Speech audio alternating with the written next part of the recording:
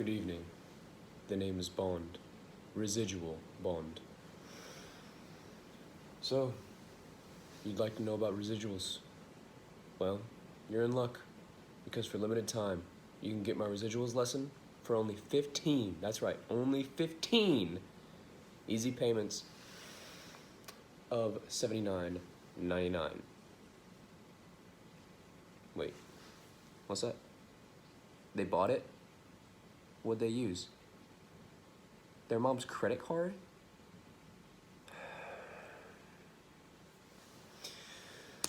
Well, caller number 1, if you're listening, I guess I have to actually teach you this course now. I prepared it just in case this happened. But to start off, how much do you know about residuals? Nothing? Okay, do you even know what a residual is? No? Okay. Well, basically residuals are a leftover value, or sort of a remainder, if you will. So you could take the actual value and subtract the predicted value from that, and that gives you your residual value, which is one of the two formulas you use to find residuals. Residual equals actual minus predicted. It's basically a way to tell if you overestimate or underestimate. Now, meteorologists use this all the time. It's used in everyday life and about anything you can really think about. Say a meteorologist predicts the weather that day, and instead of it downpouring, it's sprinkling. Now, he would take the actual inches of rain that day and subtract it by the predicted inches that he or she predicted it would rain that day. The value from the subtraction comes out negative, means they overpredicted. And if the value comes out positive, it means they underpredicted. So, what does this all mean? Well, residuals are used for that purpose. They're used to find how much over you are in a certain environment.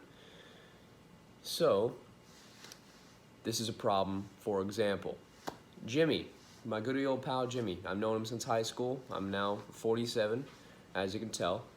He rents bikes to tourists. He works at a Pompano Beach, and he recorded the height of riders, the customers, in centimeters, and the height of the bike frames in centimeters.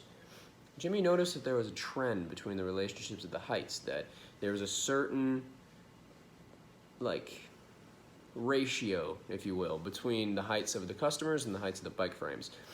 So, after plotting his results, Jimmy noticed that the relationship between the two variables was fairly linear, so he used the data to calculate the following least squares regression line equation. By predicting the frame size and the height of from the height of the customer, he got y hat equals 1/3 plus 1/3 x. Now, what would be the residual height of a customer, or what is the residual of a customer with a height of 155 centimeters that rents a 55 centimeter bike frame? Oh, get you a better angle here. There we go. So, with that, we must then have a residual graph, which I will show you in a bit. Now,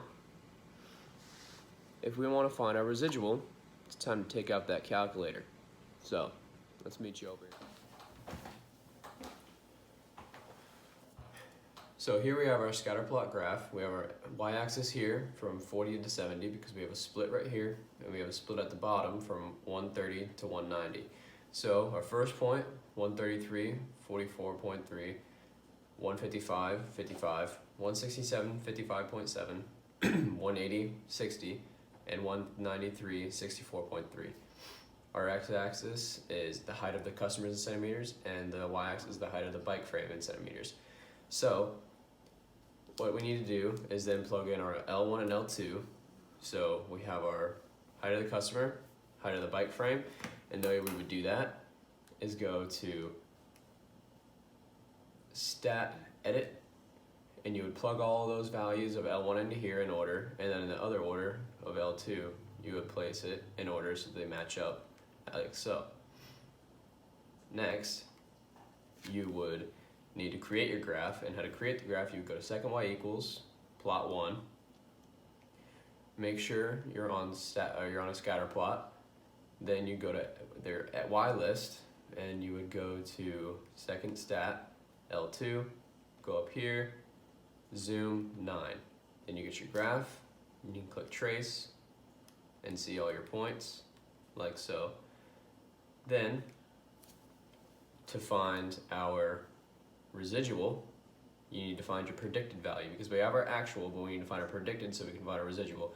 So we use the LSRL that Jimmy gave us, which is 1/3 plus 1/3 x equals 1/3 plus 1/3 times 155 from here. Then we have 1/3 plus 155 over 3, which is 156 over 3, which equals 52. So then we would take our actual value minus our predicted value, so 51 centimeters minus 52 centimeters gives us -1 centimeters. And with that -1, that means we over-predicted by 1 centimeter. But we also need to find our residual graph, which is here. Now, a residual graph is found by going to second y equals, go to your plot, but then this time you have to change this here, clear, and then you go second vars, oh sorry my bad, you just go vars, y vars, function, oh wait, nope, that's not it, sorry.